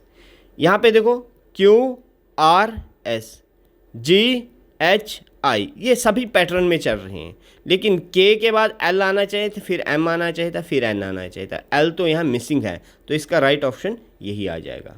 ठीक है, नेक्स्ट क्वेश्चन है choose the group of letters which is different. इनमें भी वही पैटर्न आपने देखना है गाइज। ठीक है, यहाँ क्या लिखा है, बी फिर यू फिर डी फिर एक्स। ओके, अब यहाँ पे है एफ क्यू एम वी। तो गाइज मुझे लग रहा है यहाँ पे देखो, अगर आप देखोगे ए भी मतलब ए टू जेड लिखोगे, ए से जेड तक लिखोगे, अब बी पे यहाँ पे आएगा गाइज, और उससे पहले क्या आता है वाई। ठीक है, तो ये वाले पैटर्न आपस में फॉलो हो रहे हैं। देखो वाई के बाद क्या होता है एक्स, फिर वी यहाँ पे, फिर डब्ल्यू। तो यहाँ पे अगर बी लिया है तो कितने प्लेसेस लिया है, 1 2 3 और 4th प्लेस वाला इसके साथ। डी ले लो, सी और डी, जब डी लोगे तो फिर आपका एक्स आ गया। इसी तरह से कंसेक्टिव ये हो रहा है सही, ये भी वैसे है, ये भी फॉलो कर रहा है, लेकिन यहाँ पे ये चीज़ फॉलो नहीं करेगी। क्लियर? उसके बाद है नेक्स्ट वूल। वूल अगर आपको वर्मथ देता है गाइज, गर्मी देगी।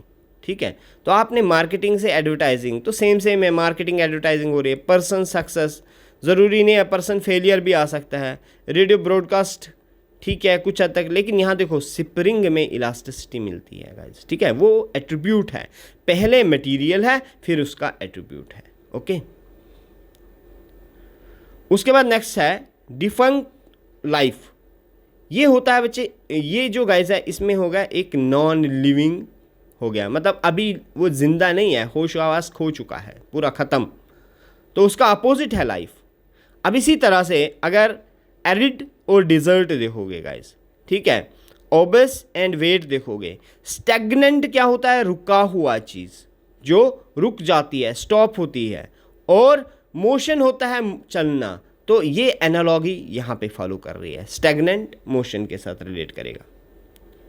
नेक्स्ट क्वेश्चन है find the missing letter in the series. Missing letter करना है सीरीज में, तो क्या है डी एफ आई एम। तो क्या यहाँ पे आपको मिल रहा है, देखो डी है, एफ है, आई है और एम है। आपको यहाँ पे क्या मिल रहा है, डी के बाद क्या आएगा, ई मतलब +1 हुआ है, ओके। फिर एफ जी एच आई तो +2 हो रहा है, आई आ गया जे के एल, एम आ जाएगा +3। आप +4 करो, देखो एम आ गया यहाँ पे, आप क्या लिखोगे, एन ओ पी, ठीक है, क्यू, तो फिफ्थ लेटर क्या आएगा आपका, आर, क्योंकि इनके बीच में एक लेटर है ई, इनके बीच में वाइज 2 लेटर हैं, इनके बीच में 3 लेटर है, तो इसके बीच में 4 लेटर आने चाहिए, तो राइट आंसर हमारा आर आता है, okay.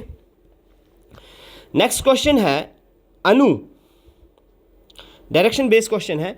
Anu is facing north and start walking, मतलब अनु यहाँ पे खड़ी है, देख कहाँ रही है, नॉर्थ की तरफ, और चलना स्टार्ट करती है अनु स्ट्रेट डायरेक्शन में। शी टेक लेफ्ट, अगर देखो नॉर्थ जा रही है गाइज, अब लेफ्ट लेगी तो लेफ्ट टर्न उसका ये आ जाएगा।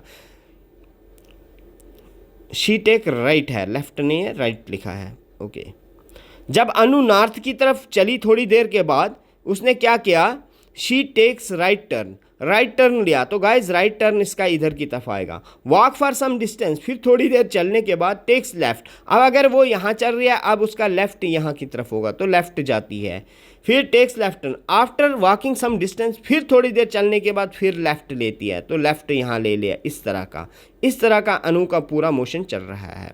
अब हमसे क्या पूछा है, in which direction she is facing, तो गाइज निकल गया ना, तो कौन से डायरेक्शन में, वेस्ट वाले डायरेक्शन में फेस कर रही है, क्लियर, ठीक है ना। ये नॉर्थ थी, यहाँ पे नॉर्थ की तरफ देख रही थी, साउथ से नॉर्थ गई, फिर नॉर्थ से अगर यहाँ पहुँची, अब वो कहाँ, ईस्ट की तरफ गाइज जा रही है, फिर यहाँ से ऊपर चली जाएगी, वो यहाँ पहुँची गई, नॉर्थ फेस कर रही थी, लेकिन लेफ्ट टर्न लेने के बाद वो वेस्ट फेस कर गई, तो west is the right answer, clear. अब नेक्स्ट क्वेश्चन है गाइज 77 क्वेश्चन हमारे पास क्या है, a man travels with speed 10 kilometre per hour first half time and second मतलब with speed 30 kilometre per hour next half time, what is the average speed. तो guys जब भी देखो, मैंने आपको बोला स्पीड 2 तरीकों के होते हैं, एक तो डिस्टेंस, हाफ डिस्टेंस के बारे में बात करते हैं, अगर d/2 में कर रहे हैं तो v1 ये v2 है, हमारे पास एवरेज का फार्मूला आता है twice of v1 v2 divided by v1 + v2, इसको कहते हैं डिस्टेंस एवरेज स्पीड, ये ध्यान रखना है, इसके बेस पे भी क्वेश्चन आता है। अब लेकिन हमसे पूछा है कि हाफ टाइम, जब हाफ टाइम होगा गाइस सीधा करना v1 + v2 डिवाइडेड बाई 2, तो v1 + v2 क्या आ जाएगा आपका,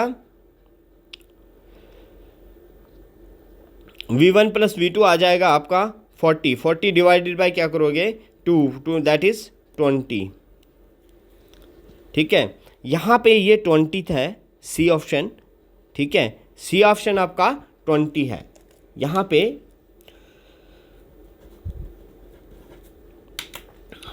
तो ये 20 किलोमीटर पर आवर आ गया, ओके। अब नेक्स्ट क्वेश्चन हमारे पास है, find the missing number in the series, missing number मालूम करना है गाइस। तो यहाँ पे देखो 1 लिखा है, फिर 27 लिखा है, फिर 125 लिखा है, फिर डैश डैश कर दिया, फिर लिखा है 729, फिर लिखा है 1331। तो अगर देखोगे गाइस आगे तो जाने की ज़रूरत नहीं, यहाँ से क्या करोगे, चलो 1 आ गया, 1 का स्क्वायर भी 1 है, 1 का क्यूब भी 1 है, लेकिन अगर यहाँ पे देखेंगे तो 27 क्या आ रहा था, 3 का क्यूब कर लेते हैं, 1 का क्यूब, 3 का क्यूब, फिर 5 का क्यूब, अब जाके गाइस किसका आएगा, 7 का क्यूब आएगा ना, क्योंकि ऑड का क्यूब, 1 का क्यूब, 3 का क्यूब, 5 का क्यूब, 7 का क्यूब, 7 का क्यूब करोगे गाइस 7 × 7 × 7, 7 7 ज़र होता है 49, 49 मल्टीप्लाई बाय 7, 7 9 ज़र 63, तो 3 लास्ट डिजिट आना चाहिए, तो 3 एक ही में लास्ट डिजिट है गाइस, अगर पूरा मल्टीपल भी नहीं करोगे, आप फर्स्ट डिजिट मालूम करोगे तो ये इसका राइट आंसर आ जाएगा, क्लियर। उसके बाद हमारा नेक्स्ट क्वेश्चन है, A is the maternal grandmother of D, blood relation पे है गाइस, ध्यान दीजिएगा, ब्लड रिलेशन के क्वेश्चन बड़े क्रिटिकल होते हैं। बोलता है ए क्या है, मैटरनल ग्रैंड मदर है डी की, डी जो यहाँ पे है, ए क्या इसकी है, मैटरनल ग्रैंड मदर, क्या होती है maternal grandmother, maternal grandmother का मतलब है नानी है उसकी, क्लियर। And C is the father of D, अब सी है गाइज यहाँ पे कहीं, वो उसका फादर है। B married to C, B और C, B married to C, B ने शादी की है सी के साथ, okay. How C is related to A, C और ए के बीच में क्या रिश्ता है, क्लियर। तो यहाँ पे गाइज देखो, अगर यहाँ पे आंसर देखा जाए तो how C is related to A और सी में क्या रिश्ता है। ए और सी में गाइज देखोगे ना, ये ए जो है वो सी की मदर इन लॉ है। क्या है वो? Mother in law. क्यों? क्योंकि डी उसका बच्चा है और डी की नानी है ए, और सी जो है वो डी का फादर है। फादर अगर है तो मदर इन लॉ। अगर बी होता, बी से के साथ उसका रिलेशन निकालना होता तो बी उसकी मदर हो जाती, बी उसकी डॉटर हो जाती। किसकी? ए की। समझ आया क्वेश्चन? मतलब गाइज क्या लिखा है, ए जो है, एक बार फिर मैं ये फ्लो चार्ट बना दूंगा, ए और डी ये इसकी grand maternal grand mother, okay, नानी आ गई, सीधा लिख लेता हूँ यहाँ पे, ओके। अब डी का बाप जो है वो सी है, ये इसका फादर है, और इन दो की शादी हुई है तो ये इसकी मदर होगी ना। ये बी की, सी की बीवी क्या है? बी है। बी की माँ क्या है? ए है। ये इसकी मदर है। लेकिन हमसे सी और ए के बीच में रिलेशन पूछा है तो ये इसकी मदर इन लॉ आ गई। ये इसकी क्या आ जाएगी? Mother in law. ओके, क्या आएगा? Mother in law. C is the right option. Clear? अब हमारे पास क्या है नेक्स्ट क्वेश्चन। नेक्स्ट क्वेश्चन है guys, if tiger is coded as right, मतलब यहां लिखा है देखो टाइगर, TIGER, टाइगर। टाइगर को कोड कैसे कर दिया? REGIT। तो गाइस टोटल उल्टा कर दिया। हमसे क्या पूछा? कैमल का, CAMEL। ऑप्शन क्या चेक करना, हम लिखेंगे पहले L, फिर E, फिर M, फिर A, फिर C। LEMAC कोई है? LEMAC it is the right option. ठीक है, B। तो इस तरह से गाइज ये आपके 80 क्वेश्चन कंप्लीट हुए। अब हमारा जो है नेक्स्ट पोर्शन 2 है। तो the first computer which is use to store the program, इसका जो राइट आंसर गाइज है, द राइट आंसर इज कौन सा है? EDSEC। ओके, और इसकी फुल फॉर्म क्या होती है? Electronic delay storage automatic calculator. Clear? और गाइज इसके चीज़ एक है, ये फर्स्ट जनरेशन में यूज़ हुआ है, फर्स्ट जनरेशन से रिलेटेड है। इसकी रिलीज़ डेट हुई है, ये रिलीज़ हुआ था 1949 को। क्लियर? तो ये चीज़ें थोड़ी ध्यान रखनी है। अब डायरेक्ट है हमारे पास यहाँ पे देखो, who has made the transistor. तो किसने दिया है गाइस ट्रांजिस्टर को? किसने मेड किया है बताओ? जॉन बेल्डन। ओके, 82 का right option. Next question, the data processing job expected to further decrease in the 1990s is that, क्या था? तो इसका राइट आंसर है की पंचर। क्या राइट आंसर है इसका? की पंचर। ओके, नेक्स्ट क्वेश्चन है, in which characteristic of fourth generation was, मतलब किस कैरेक्टरिस्टिक में, in which characteristic fourth generation was. तो यहाँ पे क्वेश्चंस जो है इसमें, इसका जो राइट ऑप्शन है that is third, right option is A. Okay, next जो है, which of the following performance of CPU can be measured, from which of the following performance of CPU can be measured. तो CPU की performance हम किस से major करते हैं?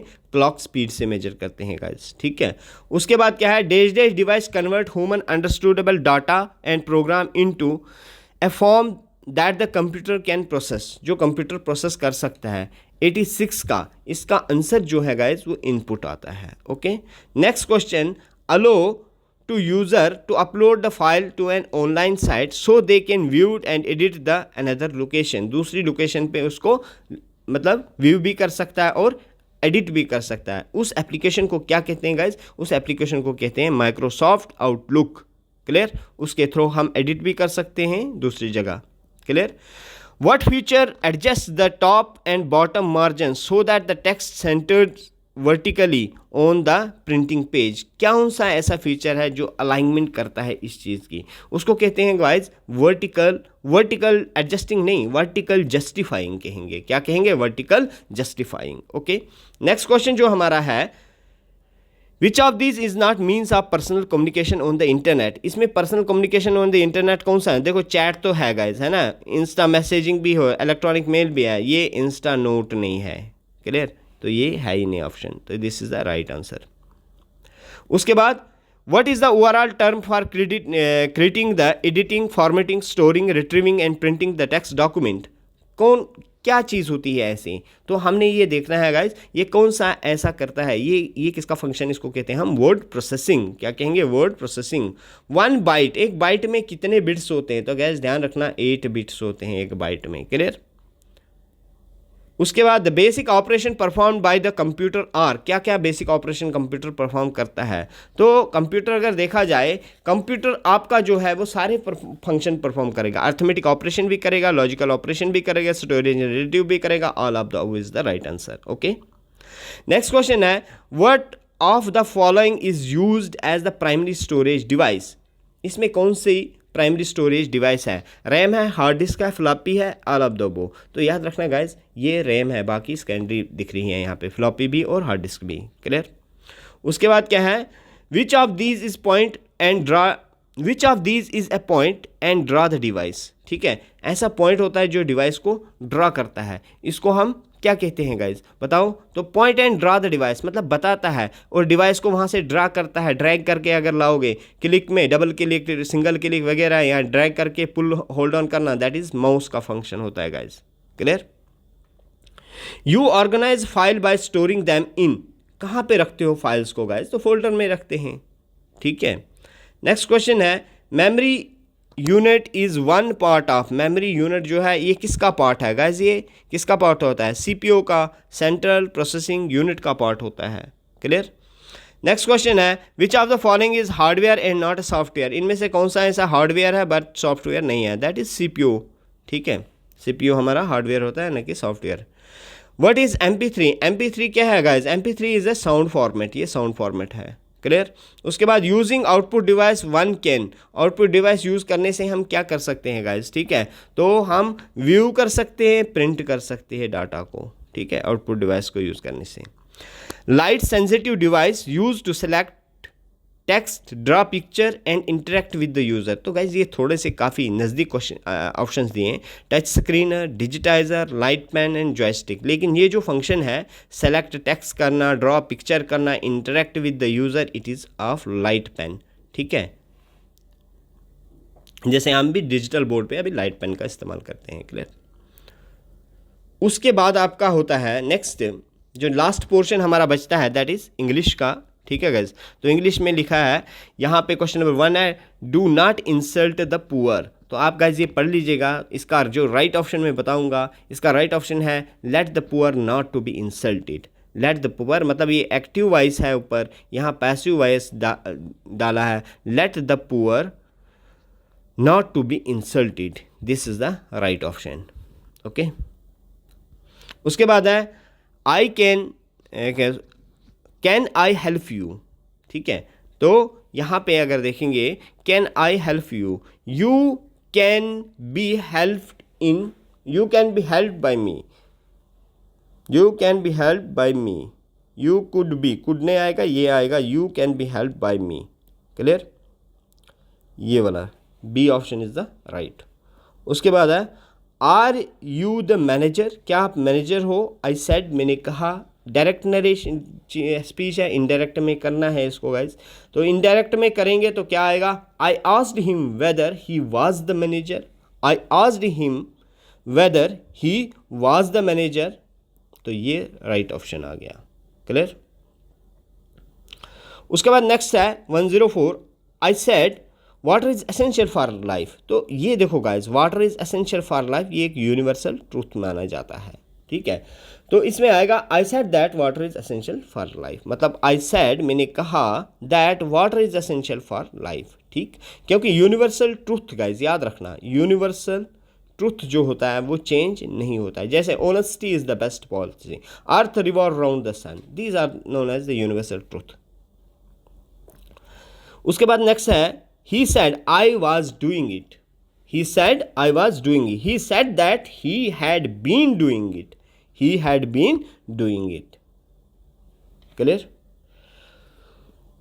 Next question है, Sri Lanka is dash dash island. Sri Lanka is dash dash island. तो देखो गाइस, आइलैंड है, एन आइलैंड आएगा। Clear. I shall be back in, I shall be back in an hour, hour the hour, तो एन आर आएगा गाइस, ठीक है, an hour. I shall be back in an hour. Okay. Next question, I prefer tea, I prefer tea to coffee. मैं coffee से ज़्यादा मतलब tea को प्रेफर करूँगा। Clear. Never laugh dash dash the disable, never laugh at disable guys, ठीक है ना, ये प्रिपोजिशंस का इस्तेमाल हो रहा है, तो यहाँ पे एट लगाएंगे हम। Clear.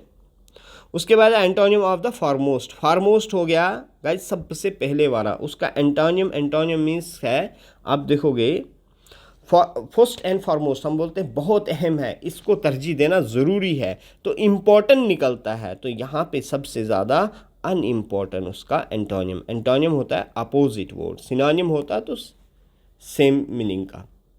Choose the correct antonym. फिर एंटोनियम वर्चस, वर्चस क्या होता है गाइस, देखो वर्चस अगर देखोगे ना यहाँ, तो यहाँ पे वर्चस होता है काफ़ी अहमियत जिसकी हो, ठीक है, तो यहाँ वल्गर आएगा इसका एंटोनियम। ओके। उसके बाद है choose the correct antonym of exalt. Exalt का जो करेक्ट एंटोनियम है दैट इज डेप्रिसिटेट, ठीक है। उसके बाद है flinging, flinging away, flinging away एक फ्रेज दिया है, इसका मीनिंग लिखना है हमने गाइस, तो क्या है फिलिंग अवे का, टू थ्रो असाइड वायलेंटली, ठीक है, क्या होता है, to throw aside violently, to throw aside violently. Wink at, ठीक है, विंक क्या होता है गाइस पता ही आपको, ठीक है, तो विंक एट अगर देखेंगे ये क्या रिप्रेजेंट करता है, टू अवॉइड टेकिंग नोटिस, ठीक है ना, avoid taking notice. Next, I am tired he says every evening, I am tired he says every evening, तो इसका राइट ऑप्शन आएगा every evening he says that he is tired, every evening he says that he is tired, ये आपका right option है B. Okay. उसके बाद है he asked me, उसने मुझसे पूछा if I had been ill, he said to me are you ill, he said to me were you ill, he said to me had you been ill, तो इसका right answer जो आएगा guys, he said to me were you ill, he said to me were you ill। Okay, ये है हमारा इसका right option B वाला। Okay. And the next question is Miss Lin speaks dash dash Chinese, Miss Lin speaks dash dash Chinese, तो क्या यहाँ पे article की ज़रूरत है, ए चाइनीज़ तो नहीं आएगा गाइस, एन चाइनीज़ भी नहीं आएगा, the Chinese, Miss Ling speak Chinese, तो no article, there is no need of article in this sentence. Okay. Next question, my granddaughter is learning to play dash dash violin at her school, learning to play the violin, क्योंकि particular चीज़ के बारे में इस्तेमाल हुआ है guys, ठीक है। उसके बाद नेक्स्ट है dash dash sky is getting dark, dash dash sky is getting dark, तो the sky is getting dark. Now the last question of today's paper that is 120th question, he fell dash dash love with Riya, he fell in love with Riya. Okay, तो यहाँ पे आएगा guys fell in love with Riya. तो इसके साथ ही आपकी analysis हमने पूरी की गाइस, ठीक है, अपने तरफ से बेस्ट देने की कोशिश की है ताकि आपको ज़्यादा से ज़्यादा बेनिफिट हो। कमिंग मॉक टेस्ट में गाइस ये पिछले 3 के 3 मॉक टेस्ट अच्छी तरह से रिवाइज करके आएगा, ठीक है, ताकि टेस्ट देने का मतलब ये होता है, टेस्ट देने का मतलब ये नहीं है कि आप कितने मार्क्स स्क्वायर करते हो, टेस्ट देने का मकसद ये है कि आप अपनी गलतियों को किस तरह से रेक्टिफाई करते हो, आप अपनी कमज़ोरियों को दूर करते हो, जिस टॉपिक में आपकी कमज़ोरी आ रही है टेस्ट देने के बाद क्या आप उस टॉपिक को इम्प्रूव करते हो, this is the real sense of appearing in the test. Okay, and thank you. Allah Hafiz guys.